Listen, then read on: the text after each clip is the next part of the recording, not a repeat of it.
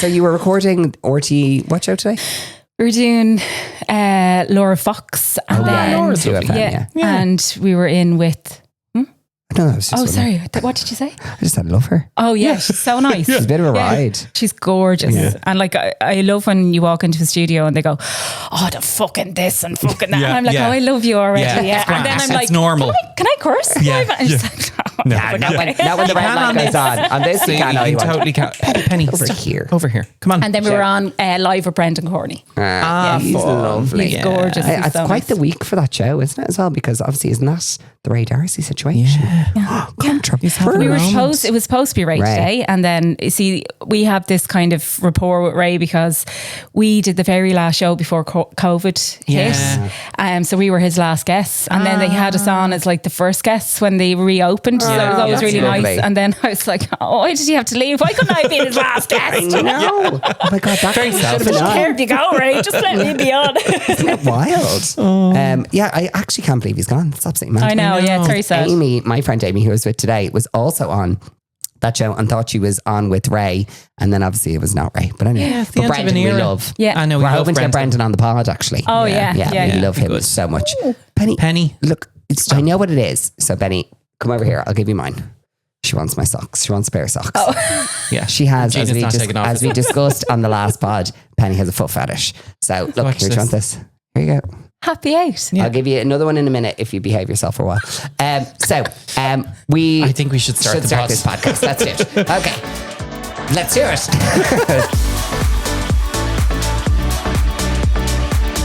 Okay, well, welcome back to the Glow Home. This is my introduction, but thanks so much for taking sorry. it. I just thought I'd start you off. So today we have a guest. Yeah. We are joined by somebody who knows her way around a camera and a casserole. Yes, I tell you, she is the queen. You did very well there. She's the queen of comfort eating. Penny is actually assaulting her right now. What is it that you want? I don't know. She just wants a love. You want a love. She wants a love. Anyway, she is the queen of comfort food and obviously the queen of our house now because Penny is like literally just literally living with Gina. But yes, she is the queen of comfort eating and also a best-selling author. Best-selling author. I mean, come on. And the newest book is dropped. Yes, we actually have it here. We should let her talk. Perfectly poised. So welcome, Gina Daly. Gina Daly. We're so excited to have you on. Thank you so much for coming. And also perfect time because the book launched when?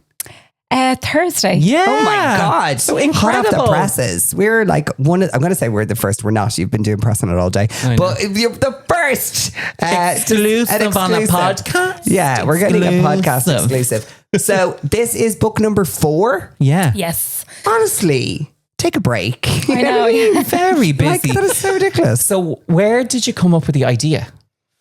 Well, since the beginning of time, since the beginning of the Daily Dish, the air fryer was obviously a big part of who we were. As you can see on the front there, it's the king and queen of the air fryer. Yes. So we were just always making air fryer recipes and looking for unique dishes to make in it or creating it or, taking inspiration and making twists on different meals. So that's what we became known for. But over the years, the style of book that we did, I was on a weight loss journey. I'd been doing a slimming club. So it was all that kind of stuff. And so the first 3 books were very much orientated around that.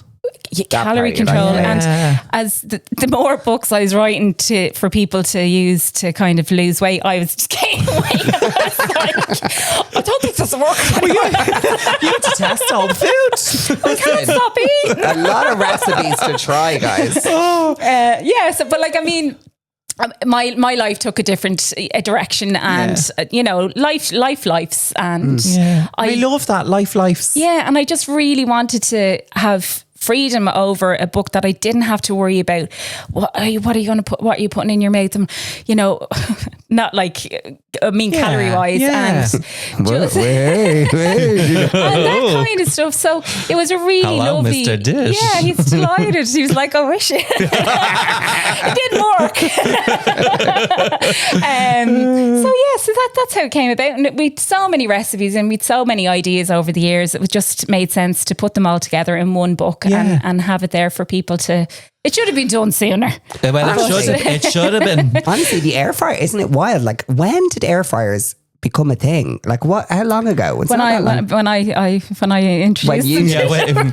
I We would was like the to thank- creator of the air fryer. I mean, Gina was the actual inventor of said air fryer. I was like, imagine a little tiny oven. Imagine that little that blows heat. But it's like, it's only what, a few years though, right? No, they've been around for years and years. Have they? Yeah, but I think they just like when accessible. and when I started Instagram, there wasn't many food creators. There wasn't many people doing it. Sorry, okay. So air fryers had been around, and they were basic. There wasn't like your 2 drawers now, and not that they've got much more advanced, but they've just adapted to bigger families and bigger. So they used to be smaller. They used to have just 1 drawer. And I remember when I got mine first, I bought it with 65 quid. I bought it down in Kildare Village, and I came home with it, and I was like, right, this is going to be amazing. And I hated it. Yeah. I absolutely hated it. I was like, right, the first thing everybody does is chips. Yeah. Because I was like Googling what do you do? And I put them in, and they were like little tiny bullets. I was like, this is just shite. Shite. I have no time for it. Tasteless shite. But then I was like, I'm determined, because I heard you can make things really crispy, you use less oil. So it all kind of fit in with the food that I was doing. Yeah. And the more I experimented with it, the more I was like, oh my God, this is brilliant. So it's one of those things. People have them in the cupboard. I only use it for chips, or only use it for. So I think the beauty of the book is showing people that there's so much more you can do. 100%. And they are more convenient. And they're, so like, you know, if you're feeling, people get fatigue, recipe fatigue. I do. It's like, let me just open it. I'm sure I'll have the ingredients in the fridge, and they're accessible and they're easy to make. That's what I think I said it to you earlier. I love the fact that your ingredients are like, go grab a Coke Zero, and this is going to be the base of your sauce. For I think it's the peanut, the satay. Yeah. Like, it's just easy. It's not like, as we were laughing, like it's not foie gras that you have to go and find. It's just really accessible. Guys, I just want to say thanks so much for letting me be in your podcast. And I just want to say that the language you're speaking is not a language I understand. You're saying the thing called I have to live with. Recipe fatigue. I don't know one recipe. I've not tried a recipe. I've never cooked a thing. Well, will I tell you something funny? Go on. I couldn't cook. Like, I think this is the funniest part of this whole journey is that I'm not a chef. I'm not a professional. I just consider myself a mammy cook or a cook at home. I could not cook. Like, my dad's jaw hit the ground when I told him I was writing a cookbook. He's like, what? What? Yeah, he's like, what are you talking about? Like, you can't cook chickens. And I was like, I can now. And like, I grew up with, there was me, like my mum passed away when I was 17. Yeah. So it was me and my dad at home, and I'm like, you're going to die because I can't feed you. Like, I can barely wash your jocks. Like, do you know what I mean? Like, what am I going to do? So we used to eat out all the time, and it was restaurants and takeaways and it was all of that kind of stuff.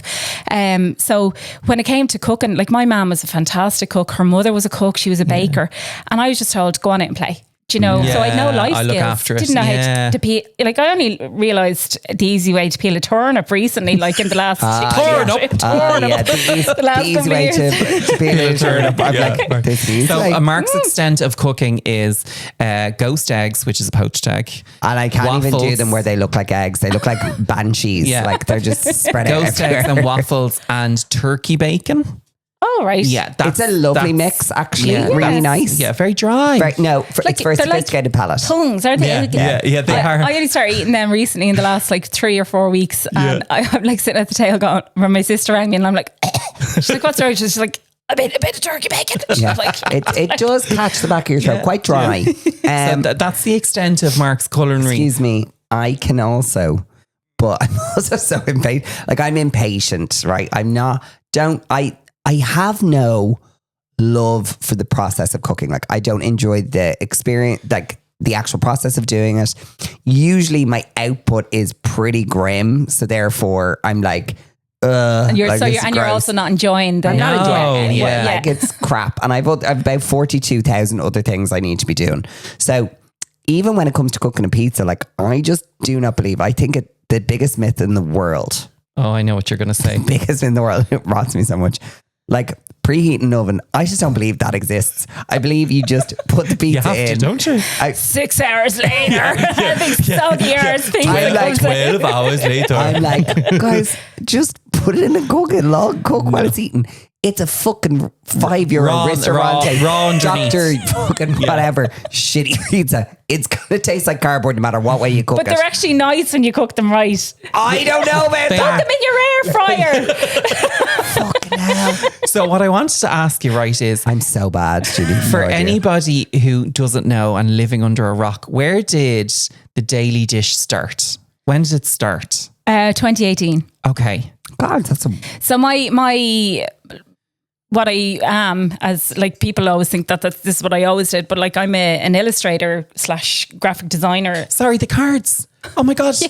I'm The bitch box. The bitch box. Yeah. They're brilliant. Yes. Sorry, yeah. So like I went to art college, I did, and then I got a job in the real world, and then I met Carl, and I was working in I was working in the city centre, but my love for art was always there from the time I was very small. So I'm not like fully qualified, I'm not fully trained, but I'm the type of person that if I want to do something, I'll do it. Yeah, If somebody said to me, bet you couldn't fly a plane, I would make it my business to go out and do it. So I just retrained myself, and I started doing wedding illustrations and cards and all of that kind of stuff. And then that became very intense for a while, as it was so time consuming. And I had 2 kids, and I was mammy, school, work, mammy, and then I'd start work about 6 o'clock when Carl would come in from work, and I'd be working to maybe 3, 4, 5, 6 in the morning, and then back up it was draining. So then I just kind of went to the bitch box, and then I started my slimming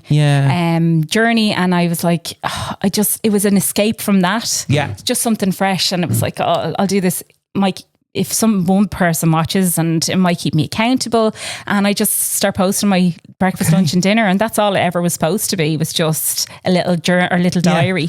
And then I started making kind of like Eddie Rockets and McDonald's, so making all that food with a healthier twist, using the air fryer, and then everybody was sharing, and the page just spiraled. And then I remember getting an email one day, or a message, would you ever write a cookbook? And I was like, are you joking? Like, feck off. I thought it was just a random person asked me a question, and then another message, and I was like, who is this? And then I got an email. It was like, we'd love if you could consider writing a book. We'd love a meeting with you. And it was fucking Gale Publishers. It's and amazing. I was like, oh shit! Like, let me go back to that message. I was like, so sorry. I thought you were just a random person asking me to wind me up like. And I went for this. I went for this interview to present myself, and to I was like, oh my God, I'm going to have to sell myself really. And I walked in, and she goes, look, I was just told to make sure that you sign this contract before you leave. And I was like, I didn't even open my mouth. I was like, what an amazing accomplishment and compliment to what you've created. Yeah, unbelievable. This person had been in a slimming club, and my name was constantly flying around. Yeah. Have you tried this? And did you see what she made? And she's like, this is really, and she's like, I'm licking the phone, and the stuff wasn't even great. Like my camera skills were shite. I was like, in the evening time, and it was all grainy, but I was doing stories, and it was, people were just, I was having a bit of crack, and I was having a bit of fun, and I didn't care what came out of my mouth. To a point then when your page kind of grows a bit, and then you kind of get, your language is very bad. And I was like, it's hard. People have opinions. Everyone's trying to rein you in and mold you into what they want to see. And I'm like, but that's not who I am. And so I just kept being myself. Toned the language down a little bit, because there were starting to be kids watching and I know. So but that's how it happened. It just it's wild. But do you find now, because obviously you've what, 270? 2,075,100. I know. I was like, wait, what account was I looking at?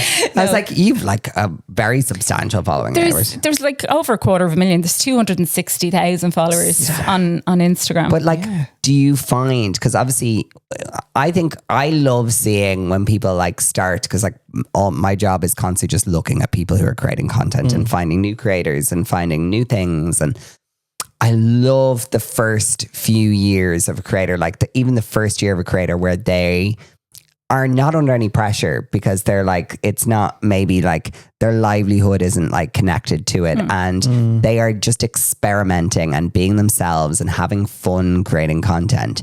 Do you find that it has changed for you now, or do you still have that same like joy, creative vibes, and like none of the like politics kind of gets to you?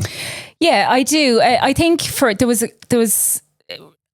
a portion of time where I think when you get to a certain point, everyone wants to see you do well. And then when you do well, they want to see you come down. Oh yeah, they really do. But not too well. No, just to a point. It's the Irish. It's like they want to build you up, and it is a thing. We've spoken about it on the pod a few times. Yeah. They want to see you succeed. They want to see you do well until you start to make some money from the thing, right?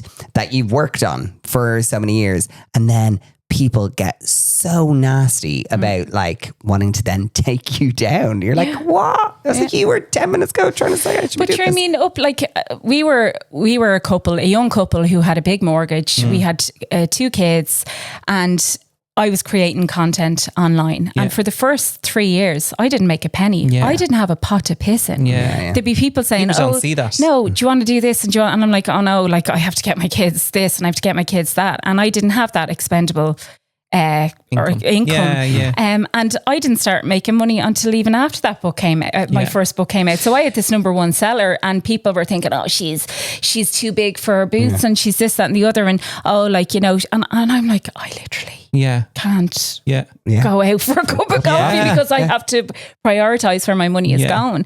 So people automatically presume once you get a big following on Instagram, you're getting this and you're getting that and you're getting the other.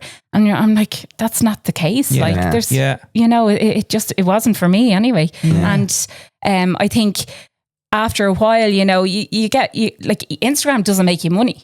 I think it's people, because a lot of people follow the likes of like TikTok in the States, and obviously they have the creator fund.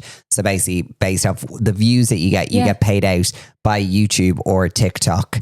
Like you get paid out based off your content, which is like such a lovely thing. Like how amazing would that be? And also I think it's a really lovely way for people to create content that's completely unbiased, because they're not being paid by a brand for that content. They're being paid for the content itself. So they get to like say and do whatever they want. That doesn't exist in the UK or in Ireland. So basically the only way people can make money through content is really through brand partnerships or, different elements like that. But it's hard. Like it is hard. Like, and I think people also don't realize that when you get that fee might sound great. You immediately pay 50% tax on that. Do you know what I mean? Paul, so everyone pays 50% tax. I know, but I think people just see that fee and are like, they shouldn't earn that. It's not worth that. Actually, the amount of time you spend editing, creating content, look, it's a privilege in terms of some of the stuff that we do, but there is ins and outs to it. I wanted to ask you, because you've been really open on your page. Your mindset to the whole slimming, calorie control has like flipped. How did that come about? So it was, I think I became hyper focused on the whole thing. And I think there was a lot, like, I remember being asked before, do you feel pressure? And I was like, no, I don't. And it's only now that I look back and I think, oh my God, I was totally felt pressure because I was, doing weigh-ins and before and afters and all of this kind of stuff. And I was like, I just before I turned 40, I got pregnant and I had what's called a miscarriage. And my whole life changed then. Like my dad's partner died during COVID. He came to live with us. Then we went through, there was a lot of ups and downs and a lot of things happened. And I was just living my life. I wasn't watching what was going on inside my mates. I wasn't caring. And I was gaining weight. And I think I always say, like, my fat has a memory. It's like, I want to get back to where I was. I'm like, don't. But obviously, when I lost 8 stone, I didn't know who I was when I was skinnier. I didn't know how to dress myself. I didn't know how to function in this world. Who all of a sudden I was like popular, and people were like, oh, we want you to do this, and oh, you look great, you look amazing. And then when the weight goes back on, people stop noticing you as much, and you kind of don't have the same appeal. And I was like, oh well, like if people don't want to know me like this, I don't give a shit. Like let them. So it was hard to accept putting on weight and gaining weight. And not being as desirable to people's eye because Instagram is all visual and, you know. Don't we know? And then my dad passed away and I was raising Jean, who has Down syndrome, and my whole life perspective just went, this is, you know. Life is for living. Yeah, not worrying about how many calories is in this dish. So I learned to, like, I loved myself. Always loved myself when I was a bigger girl. Yeah. And I was always fun and I was always, you know, the life and soul of the party, and people say she's the funny fat one and all this kind of stuff. But I wasn't. I was just actually comfortable and I was happy in myself. And then when I lost weight, I didn't know who that Gina was. Yeah. And then when I started putting weight back on, I was like, I'm back to being that Gina again, and I don't care. And so it wasn't as hard to accept it. And then I kind of started showing a few bits of clothes and stuff. I love them. There's so many girls who look like me, who don't see themselves represented. And they're like, oh my God, I'm your age group. I'm your size. And I was kind of just doing that. And like, it is shit to try and go and find clothes. And like, you know, sometimes say, oh, it is easier just to lose a bit of weight, or it is whatever. But it's like, I'm just doing what I'm doing. And you're happy. Yeah. And you're content. Yeah. I just think that is such a refreshing point of view. And I also think, like, I think we all have different moments in our lives where we have certain priorities and certain things that, like, at that time, that was the thing that you were doing and that you, like, felt was the right thing at that time. I think people will constantly hold people to a thing that happened at one point in their life and not realize that was fucking so many years ago. Yeah, I am now a different person with different priorities. You know, lost people in my life, different things have happened. I'm in a different part of my different chapter. I'm in a different chapter, and that's fucking okay. If I said that thing 5 years ago, I said it. and I meant it at that time. It was the right thing. It's what you're doing. It's like when people go to the gym. You're enjoying the gym when you're going to the gym. When you're not going to the gym, you're not. It's like, I'm also enjoying not going to the gym. I laugh because I'm like, I'd love to do. I was like, I'll do one of those day in the lives, and I'm like, it's really boring. But like, I'd love to do it so people actually see what my day is like, because it's so intense. Because with Jean is he needs a full-time carer constantly with him. It's not like, you know, my other two, you'd say, sit down in front of the telly or go play with this, and you go off for an hour and clean the house and do this. That doesn't happen. We can't. Like the other day, like I was like, Jean, just sit there for a minute, and I turn my back for a second, and he's like carrying a cup over on the tiles, and I'm like, give it to mommy, you know. And you can see him. He's just like, I'm just going to smash this right in front of you. So my life is like constantly hyperventilating, like don't. So it's getting out for walks, doing all of those kind of things are really things that shouldn't be difficult. Like, I went to the doctor to get my bloods done because I was convinced I was like perimenopausal or going through the menopause. And she's like, I'll do your bloods. And I'm like, can I just get the HRT? And I said, I think it's more based on your moods. And she's like, no, I want to do your bloods anyway. So they came back and she goes, do you go out? I was like, I do, yeah. To the car. She's like, but your vitamin D it's like dangerously low. And I was like, well, what's like, you know, what's the, and she goes, whatever it is. So say for argument's sake, your good one is 100. Yours is 2. And I'm like, okay. I was like, I've just come back from Lanzarote. And she goes, really? So she says, I usually prescribe people however many 100, whatever. You need 50,000. Stop. To get you back up. Every week for 6 weeks. And I was like, all right. And then I started thinking, I was like, shit, I actually don't go out. I don't do anything that involves the sun. You're hooked to that air fryer. You just can't leave it. Slaving away in the kitchen. Jesus, these kids have been wired. Yeah, but like, I have to say, I am obsessed with Jean. Like, I can't tell you how adorable that child is. I just can't. It's the leopard print for me. Oh my God. Head to toe leopard print. I adore it. Such a vibe. How do Holly and Ben, because they're a little bit older, how do they find the whole social media thing? Is it still cool? Or is it? Oh God, no. Like, I have them, their heads wrecked. I'm like, my secret TikTok, I've got 1 million followers, and my son is like, shut up, man. And I do dances on it. And he's like, no, you don't. Tell me you don't. And I'm like, I do. I can't. Like I said, I just hide my face. So he obviously knows I don't. But my kids, they used to come on social media. My daughter Holly used to have a page called The Little Dish, and she's hard of hearing. She wears hearing aids. So during COVID, we did a cook-alongs, or she was showing kids, and her page had 16,000 followers in a week. Yeah, stop. And the deaf schools were using it for their because before captions were invented, I used to type out every single thing she said so that the children could read it. So that was a lovely thing. But again, there's things that happened on social media over time, people, as I say, can be nasty, can be mean. I was doing Ireland AM for a good stint for 2 years, and now I haven't told anybody this, so it's an exclusive. I did it yesterday, for the first time in 5 or 6 months, and I stopped doing it because people were taking screenshots of the TV of my belly and saying the size of her, look at her, she's not a size 20, 22, she's at least a size 28. And I seen all these photographs, and I was like, why are people even bothered? It's hard to put yourself out there when you're here, you're 100%. Seeing, and I'm like, I pushed through it, and then I said, why am I doing this? So there was a moment, there was a little pocket of time where I was just like, I got so in on myself. Yeah. And so I felt so shit. Yeah. And it was just, I was like, I can't do this anymore. I'm doing my best. I'm trying my best.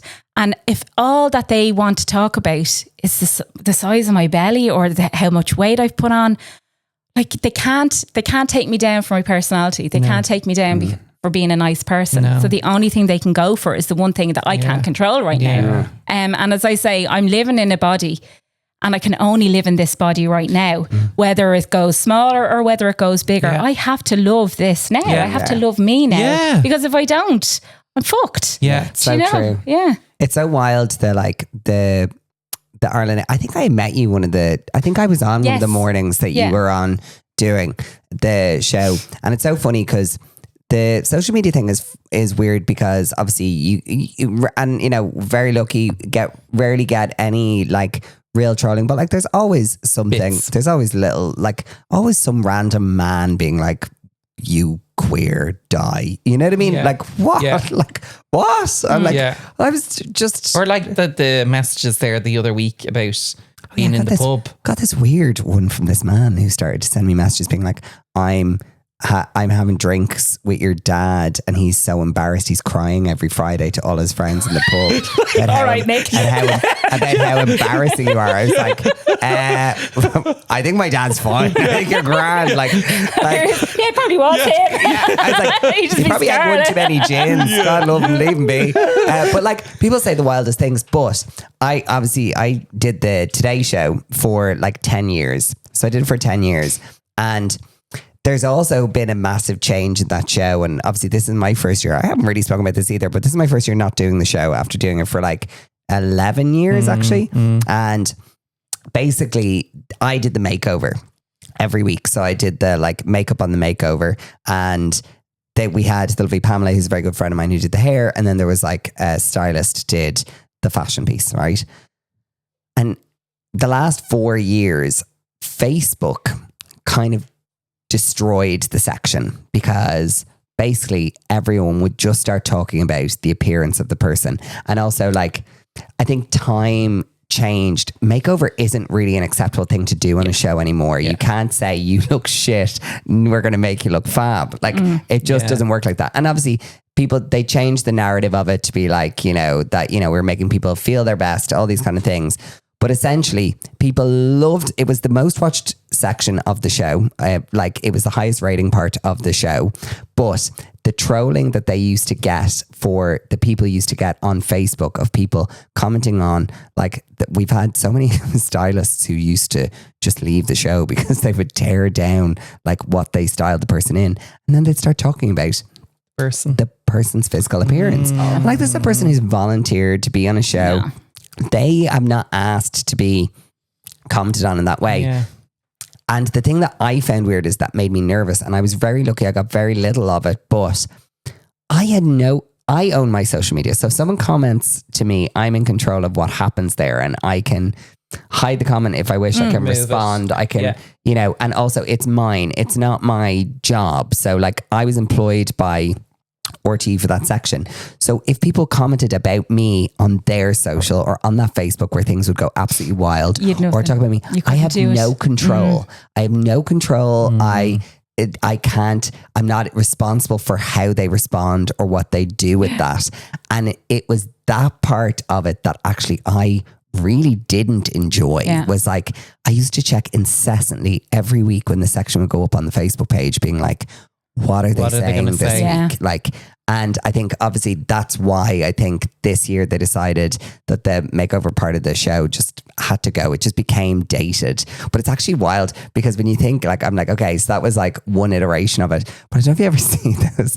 Remember the old school shows that used to be on? Yes, I was only watching something recently. You remember your man who used to be like, we're meeting a right old fatty today. And you're just like, what the fuck? Yeah, or the Ugly Duckling. Remember the Ugly Duckling? No, the Swan. The Swan. The Swan with Amanda Byram. Where they did like actual 22 surgeries on a human and we're like, look how beautiful you are now. And like we also watched like what's going on? We watched that documentary, The Biggest Loser. Thing. Did you watch it? Yes, I did. I did. Terrifying. Like completely giving people eating disorders 100%. And everything else. But like that's I suppose the whole diet culture thing, I think was part of the reason why I stepped away from it, because you're damned if you do and you're damned if you don't. Yeah. So even when I was thinner, I was told you didn't look this way, and when you're bigger, so I'm like, that's where my brain is at now. I'm like, it doesn't matter what I do.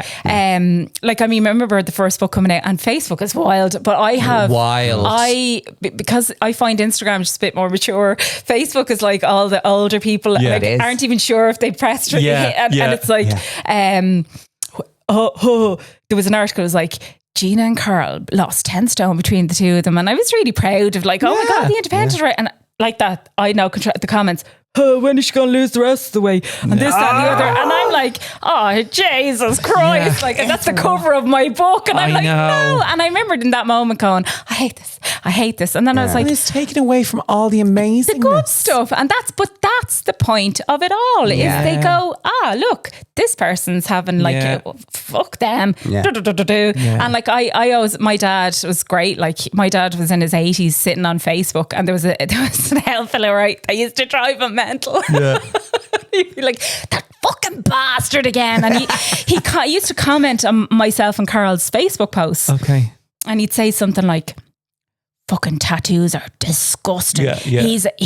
He's a gurrier. He's a this, that, and the other, right? And my dad, and he is like, the furthest thing from a gurrier ever. Like if you didn't, if you hear his voice and you didn't see him, you don't. I have a secret relationship with your husband. I know. He was like, tell Paul I said hi. We text each other like all do I need the time. to know something? He's a gamer. He's a gamer. Lego, horror movies. You should marry that man. We actually probably should invite Carl. I did be like, he was like, I was just chatting to Paul there. I'm like, well, good, because I've nothing to talk to you about. I'm sorry for the Steam Deck, and he bought something new. Like we have the best chats. Honestly, like get a room, you two. Just get to it already, Mr. Dish. But like to that, like my mom always said, like the world is fucking hard enough without us being hard on each other. Like we just, and I know that's like a fucking Miss America thing to say. Go. But well that's my mom is Miss America.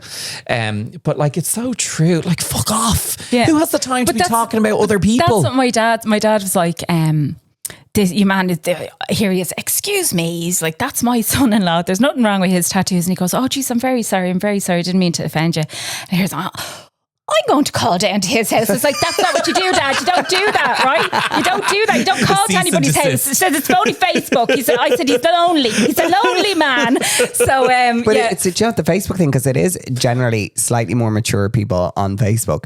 Like I was like, there was one particular person that I was just like, do you know that that's public?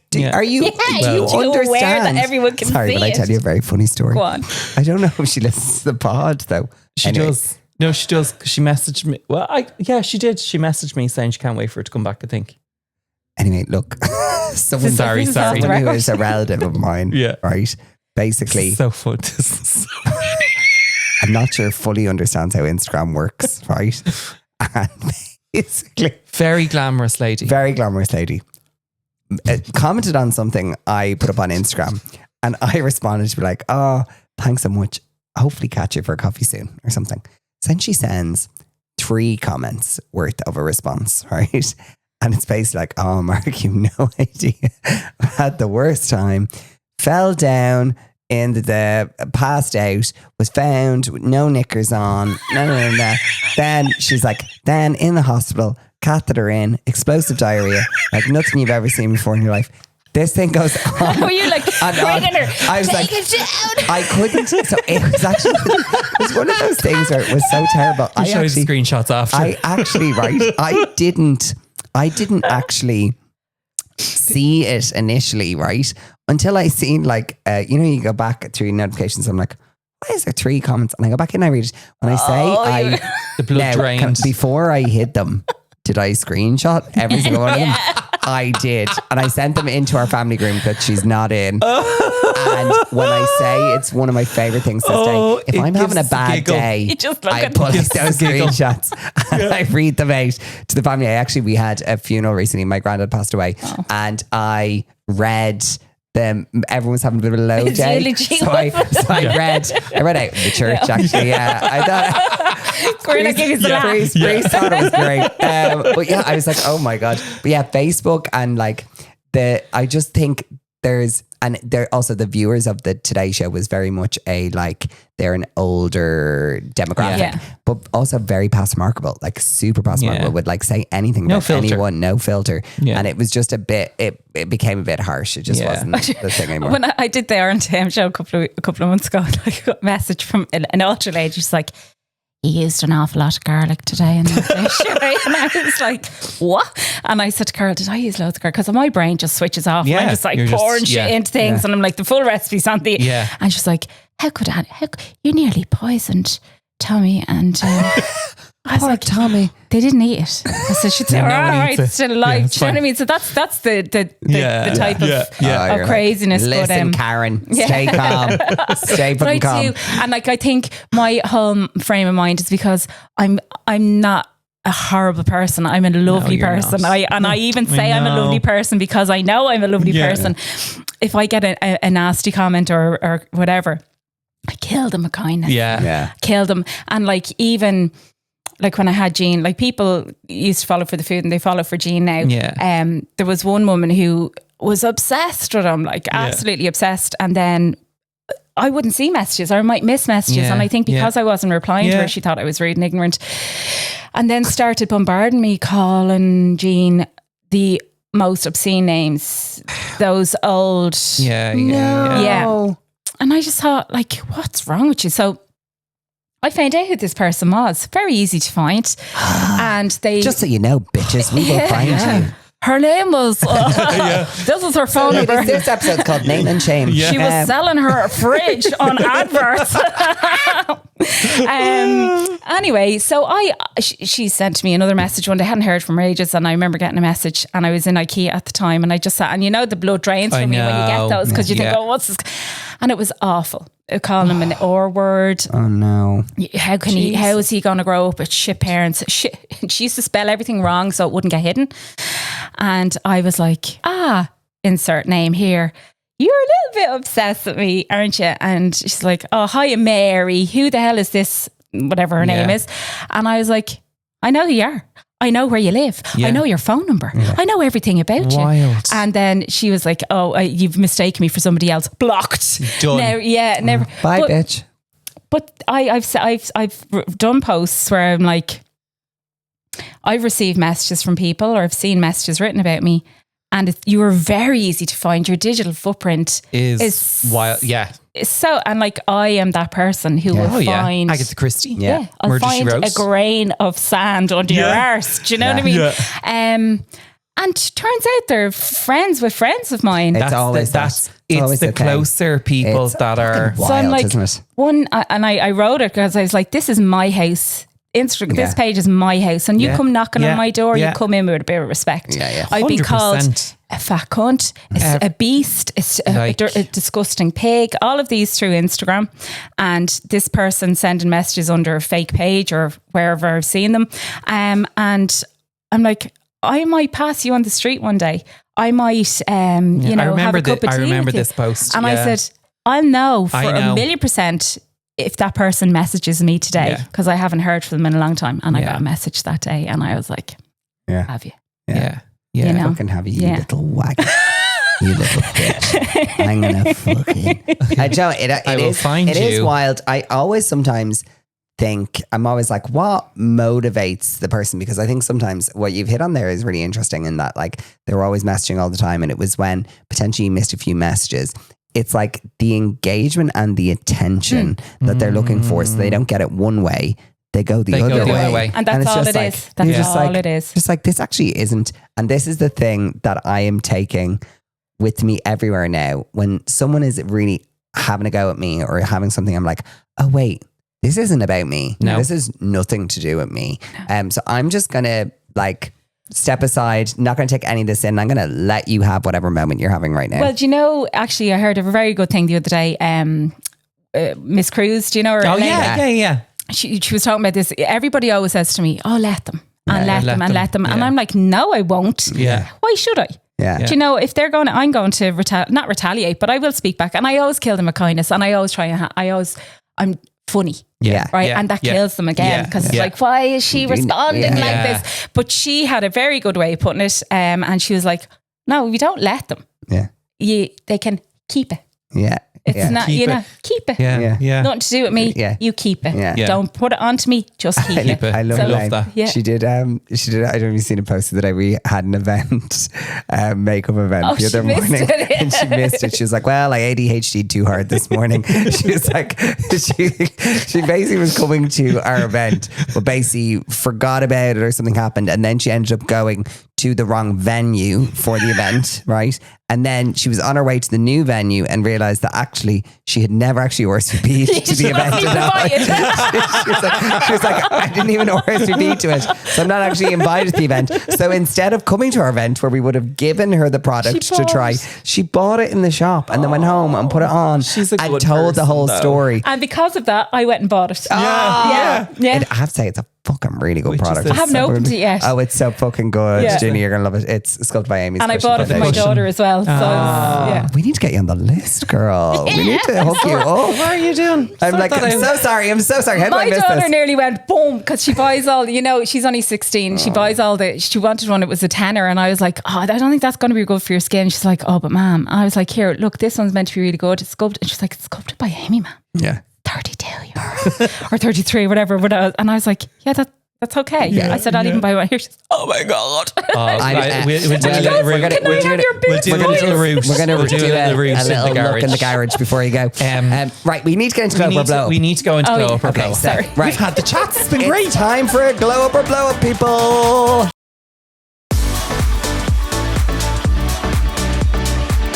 Okay, so welcome to Glow Up or Blow Up. Gina, this is your first Glow Up or Blow Up experience. It's pretty straightforward. So basically the way it works is we're going to give you a topic, we're going to discuss it slightly, and we're going to decide together, is that particular thing a glow up, we want to see more of it, lots of it, or a blow up, be gone, get in the bin, don't want to see it anymore.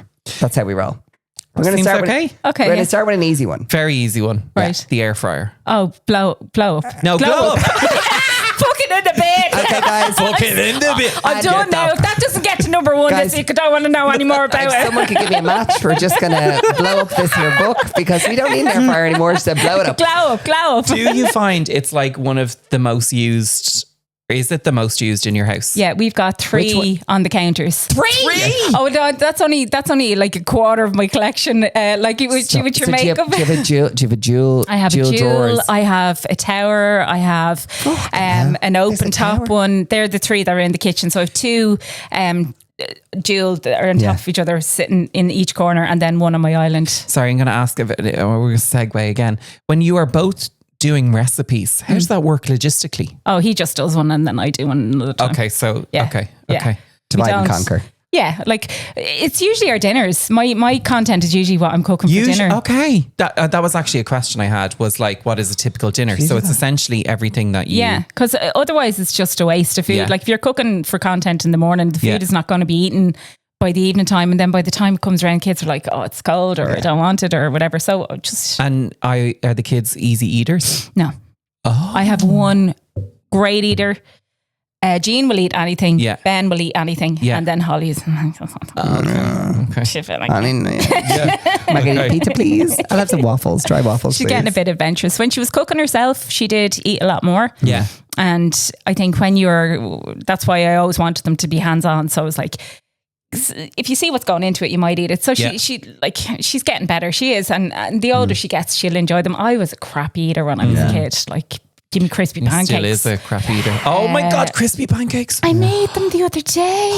Oh, they're gorgeous. Yeah, such a nostalgic thing. Crispy pancakes and all that kind of fruit. My ma was like... Curry crispy pancakes, weren't they? Yes. And beef and it's like a steaky beef. Oh, and there was loads of bacon. I blame my mum. My mum could not cook. No. Right. No.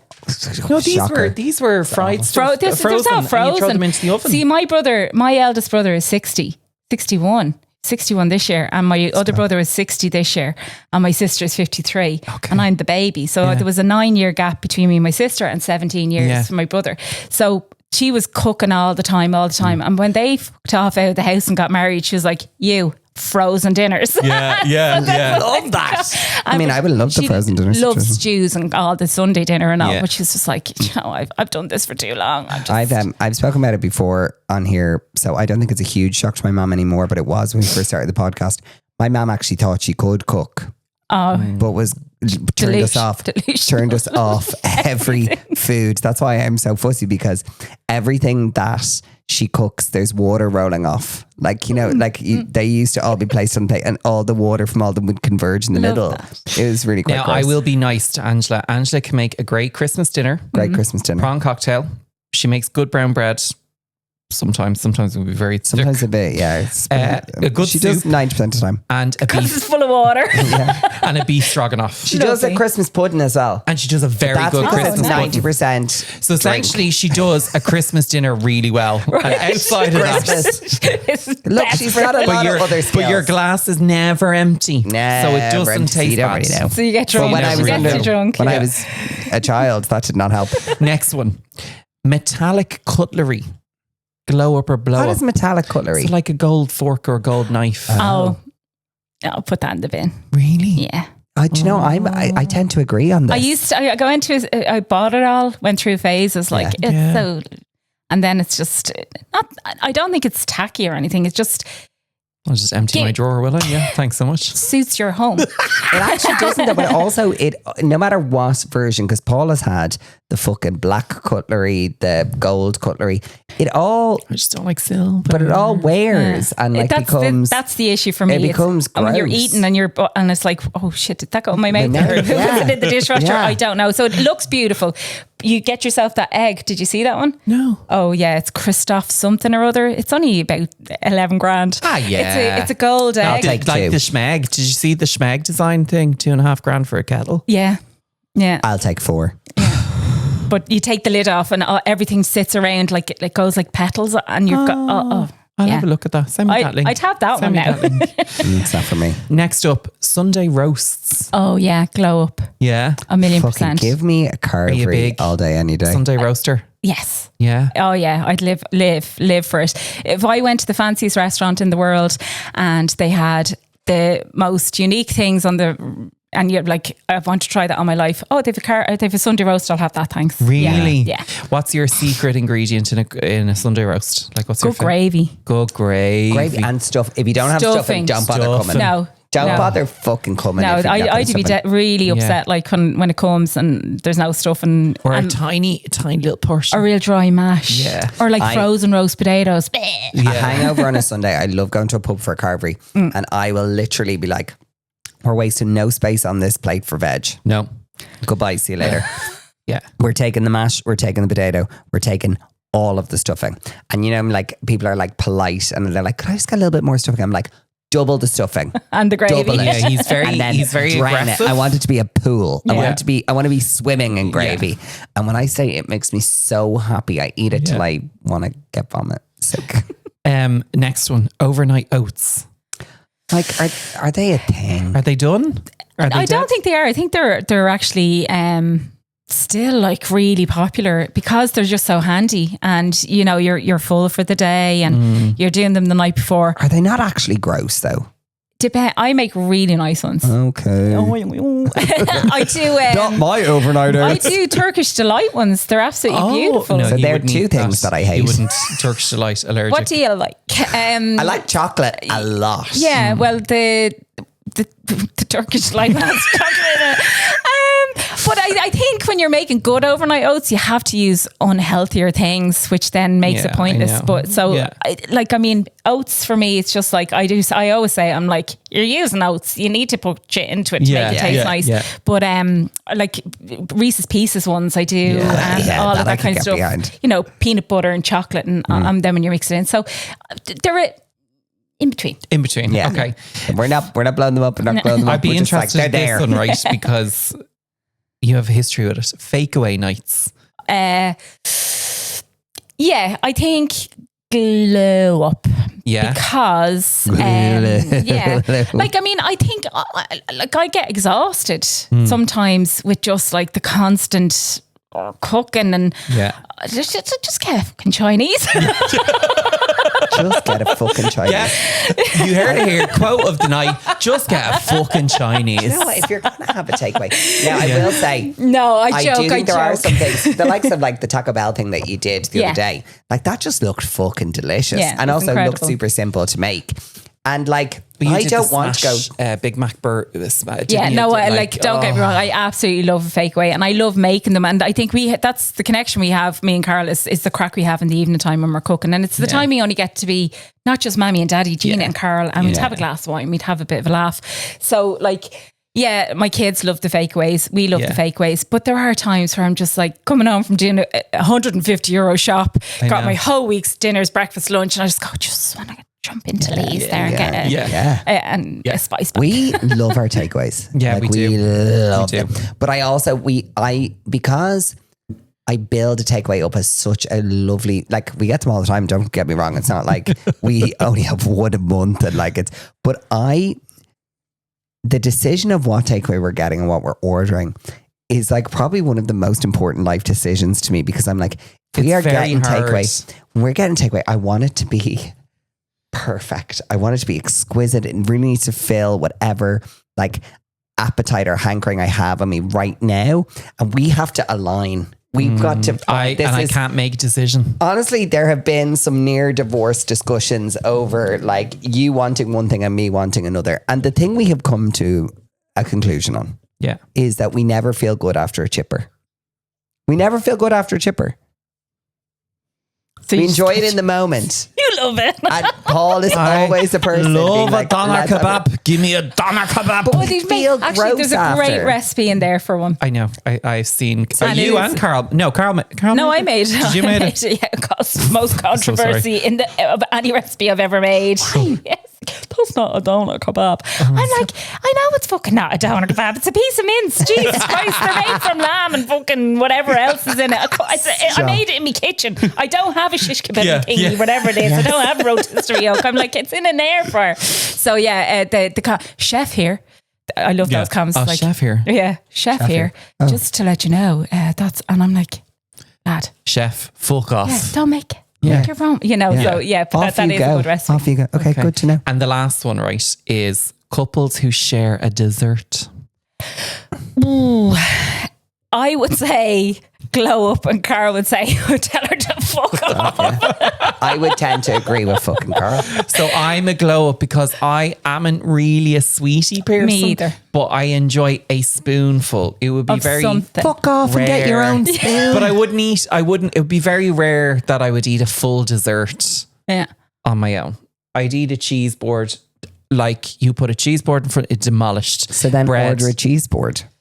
Yeah, but I'm starter and main course, and I'd eat that all day long, and then come to dessert. I'm like, unless it's something really good, like I couldn't be arsed with a bit of ice cream or apple crumble, all that kind of stuff. Unless like a fudgy chocolate brownie that's warm and delicious, or melt in the middle. I don't want it to be flary. I don't want it to be doughy. I don't want it to be dry. Do you find it hard going out with food? Sometimes. Yeah. Sometimes I do. And I'm always quite disappointed. Oh, my kids call me the around the corner, right? I'm like, why are you calling me that? And it's like, because every time you eat something, you go, oh, that's lovely. And then as soon as we're around the corner, you go, shite. So that's what I'm known as at home. And my kids are always like watching me like to respond. And it's not because I'm a food snob or anything like that. I'm just like, I'm paying really good money for this food. And contrary to what people think, I get free meals everywhere I go. I make sure I pay for everything. Yeah. And there's one or two occasions where I've been invited somewhere and I'm like, I insist that I pay for this because I don't want to be under an obligation to say something. To say it's great, and I wouldn't. If it was shit, I don't show it. Simple as that. But I've been left extremely disappointed from a lot of restaurants and really good named people who I know are making the food. And it's like, you know what? Can I tell you? I have a tip for you. Yeah. Very hard to get a margherita pizza wrong. Just order margherita pizza and you'll be fine. But you know what I do find is really funny, actually? Going to somewhere that's, you know, I am easily influenced with certain, and some things are hyped up so much, and I'm like, I need to go and see if that's the truth. And you go and you literally get thrown food, right? And there's been one time where I'm like, this is actually fucking shit, and I am so pissed off. And I made sure that when I was there, I tagged the restaurant so that they knew, right, that there was somebody there who could potentially, you know, whatever. And it wasn't because I thought, oh, I'm anything. I was like, I can't say it. I'm the typical Irish. It's lovely, it's gorgeous. Yeah, great. And what's this? Oh, it's beautiful. Thanks very much. And I just like, let me just see if it makes a difference. And as soon they saw it straight away, and the change in the service, and I was like, oh, that's wrong. Wild. No, that's not right. That's wrong. Every person should be then getting that same thing. And I just wanted to see if it made a difference. It wasn't for anything else. And it really did make a difference. And the change in the food and everything. And I was just like, that is just so wrong. That level needs to be with every single customer. I just didn't go back. So sad. Yeah. So sad. Oh. It's a bit scary, actually. I find I'm never disappointed with any of the food anywhere because my expectations are on the floor because I actually don't like anything. Because he eats like a 12-year-old. And a steak, beef burger. Other top tip. If you drink stuff. so much, you don't even know what you're eating. So it's absolutely fine. I think that's it for our glow up or blow up. That is it for our glow up or blow up. And we're going to just finish off in one last section. So we're going to give... a little quick fire situation. Quick fire to round it off. What did I call it? I called it something very clever. It was really very clever, Paul. You called it Dish the Dirt. Dish the Dirt. Are we ready? Let's go for it. So we are here for our last quick fire round with the lovely Gina Daly, where we are doing Dish the Dirt. Dish the Dirt. So these are just some quick fire questions. We want it to be fun. Like, we want you to be honest, and we also want you to have a bit of fun. Yeah. So kicking off, right? What is one kitchen gadget without being the air fryer that you can't live without? I don't know. I recently got a slushy maker. Oh, the Ninja slushy maker one. Yeah. And I thought it was going to be a novelty. Get one. Really? Oh, lads. For alcoholic ones? Yeah. I haven't made that for the kids. Throw your bottle of rosé. Oh, for rosé. Bottle of champagne or a bottle of Prosecco. And then... I thought you were saying add all those things. Oh, yeah. A bottle of rosé. Yeah. A bottle of Prosecco. All together. Okay, great. I'm in. And strawberry juice.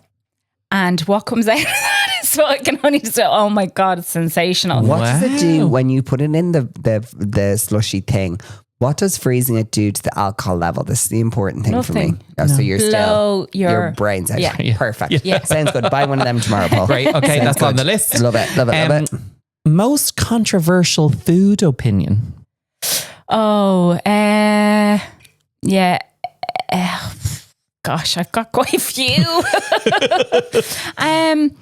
I think eggs are a little bit overrated. It's like my main food group. No, I do like eggs, but since I had Gina, I can't. My stomach, really? I can only make them a particular way, and yeah, I don't know. Like, you know, I think as well, you know, the whole fancy restaurant thing where at one time we used to go, oh God, we'll save up and we'll go here, and you go and again could be disappointed.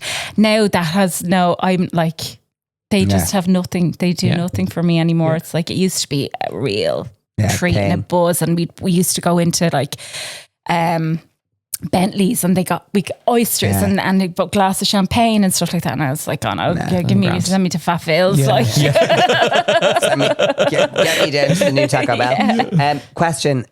Before you answer this question, who is like your number one icon, like in the world, celebrity wise? Who are you like, that is my go-to person in the world that I am obsessed with, and if I met, I would die? Well, I tell you, I have no interest in celebrity people. That's even okay. Like Cher. Oh, now Cher was sitting there. I know, and like I often there's very few people for me, but like I'm not really. Well, actually, I tell a lie, because honestly, this is so fucking stereotypical of me.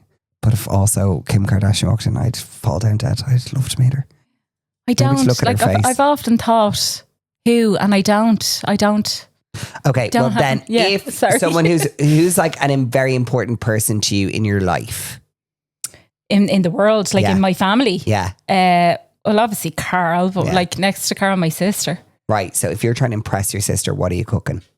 Anything. She's just like, give me anything. Just once you cook it for me, and I'm happy out just to be handed it. Yeah. Over those. I made her videos. Like lovely chicken Caesar burgers and with crispy prosciutto on them, and nothing too fancy, but just really nice. She's just happy to get out and hand it. You came here with a pot of your cheese sauce, I would eat it with a spoon. And cheese sauce. Just something to his downstairs I could eat sauce with a spoon. I love sauce. I don't know why. Yeah, you've got a problem. You've got a problem. Biggest kitchen disaster ever? Well, I think I'll tell you a funny story. Actually, it's not really a kitchen disaster. It was an on-air TV cooking. I went on Ireland AM, and the morning I was cooking a fillet of pork, and they announced the show was going to be, I can't remember your man's name, Stephen something or other, who was the man with the world's biggest penis, right? And I'm like, oh, fuck's sake, I'm cooking a fillet of pork. So I said to my sister, bit of meat for some meat. There's a fellow with the biggest Mickey in the world coming on, and she's like, I hope you're not cooking pork. I was like, I fucking am. And I said, I know what's going to happen. I'm going to do something fucking stupid, because that's who I am. I'm like, I can't just be normal and just be like, I had to go, hold it with my two hands and be like, so it wasn't a disaster, it's just mortifying. Good moment. Good moment. They posted on their socials, so they were like, woo, great content. Good job. Is there one ingredient that you secretly hate but you pretend you like it? Thyme and all that kind of stuff. The stuff that makes it look like the seasoning. Hey, coriander. I'm not a coriander. Is cilantro in America? Is it the same thing? Yeah, it's just, I'm like, no, dude, like get that away from me. Get away. Who's messier in the kitchen? Oh, me. 1,000,000%. Okay. Yes, it'd be like if it's a chili hanging on for dear life, like drifting down, and the bin is just there. I am the dirtiest bitch that ever lived. Okay, and to finish us, right? What's the daily dish that never fails to get everyone drooling? What's the one thing? I think the satay. It's like it's the most recreated recipe that we've ever had, and every time we make it, the kids are like, and like, so it's, and because you can do so much with it, like the kids love their chicken burgers dipped in it, and have it that way, or as we do it with beef as well. But that, and then we do I call it that pasta. My sister gave me the idea when I was doing my junior cert, and I did it for my junior cert mocks, and I kept making it. It's like chicken leek chorizo mushrooms in a cream sauce, and that's like the crowd pleaser. It's delicious. Yeah, that has like 10.4 million views on Instagram. Is that all? Try harder, Gina. Try harder. But I've posted it about 11 times. And each time it gets over 1 million. So it's like accumulated 30 million. Amazing. That's amazing. Yeah. Like, fucking hell. I'll take that. Fucking 10 million. What I wouldn't give. Thank you so much for joining us.